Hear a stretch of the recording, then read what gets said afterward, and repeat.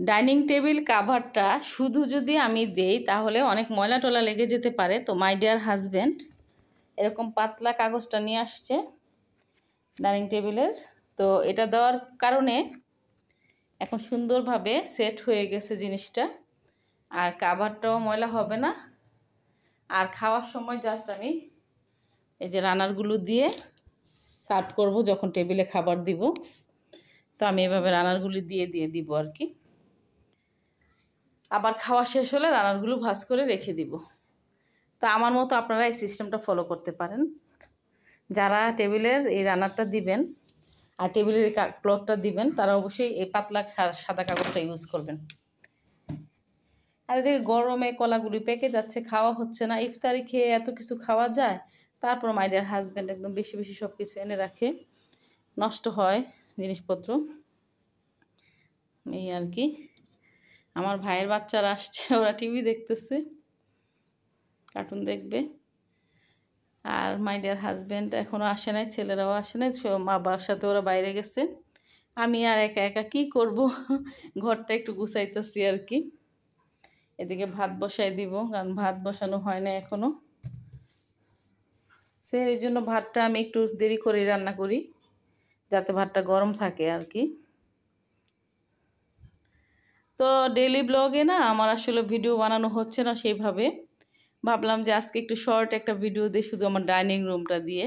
আমার ডাইনিং রুমটা সাজানো কেমন হয়েছে অবশ্যই সবাই কমেন্টের মাধ্যমে জানাবেন, ডাইনিংটা সাজানো কেমন হলো। আর আমি ঈদে এক্সেপশনাল কিছু কিনি নাই ঘর সাজানোর জন্য, আগের যা আছে সেগুলি। কালকে এই পর্দাগুলো একটু চেঞ্জ করে ফেলবো, কারণ এগুলো অনেক দিন বিছিয়েছি। আমি আসলে পর্দাটা কিছুদিন পর পর চেঞ্জ করি, তাহলে দেখতে খুব ভাল লাগে। আর ডাইনিংয়ের উপরে ফ্রিজের উপরে একটা ফুল দিয়েছিলাম, সেটা ময়লা হয়ে গেছে। তো এখন আমি একটু পাতা দিয়েছি, একটু ডিফারেন্ট। তো ভাবলাম যে এটাই ভাল লাগবে, একটু সবুজের সমাহার আছে না। এই তো। আর এই তো মাই ডিয়ার হাজব্যান্ড আর আমার সেই ছবি, অনেক আগের অনেক আগের বলতে আরিয়ান এঞ্জেল হওয়ার পরের ছবি আর কি। তো 6 বছর আগের ছবি এটা। ওয়াও, এটা কিভাবে খুললো, এটা কেমনে খুললো? ওরিও খুলে ফেললো নাকি? হ্যাঁ, এই ছবিটার এটা তো দেখি নাই। আচ্ছা, এটা পিছনে না, এটা কেটে দিতে হবে। আর এই যে আমি গাছ, এই যে মানি প্ল্যান্টের সাথে একটু এই গাছটা দিয়েছি, মানে 2টা গাছ একসাথে দিলে ভীষণ ভালো লাগে। আর এত গরমে না গাছের পানিগুলো একেবারে তাড়াতাড়ি শেষ হয়ে যায়। প্রচুর গরমে গাছে খুব বেশি পানি দিতে হয়।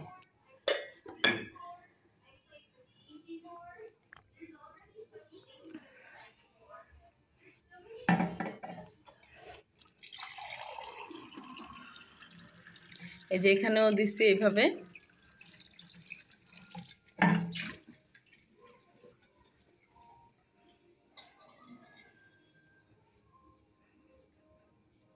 এখন ভিডিও বানাইতে আইসা দেখি গাছের পানি একেবারেই কমে গেছে।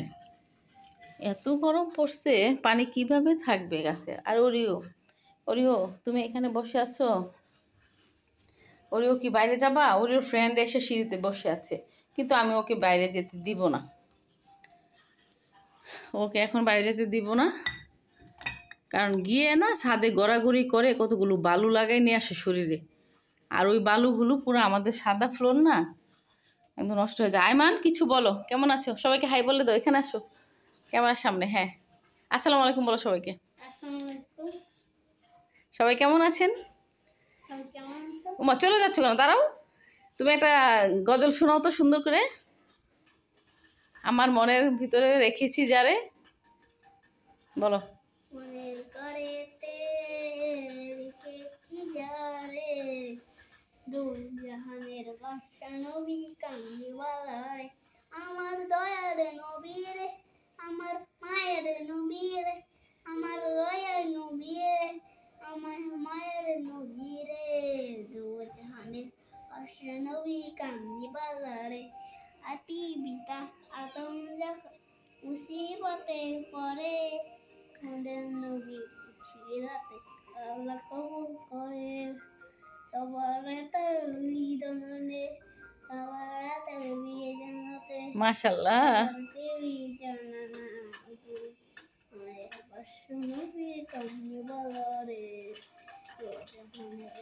মাশাআল্লাহ খুব সুন্দর হয়েছে।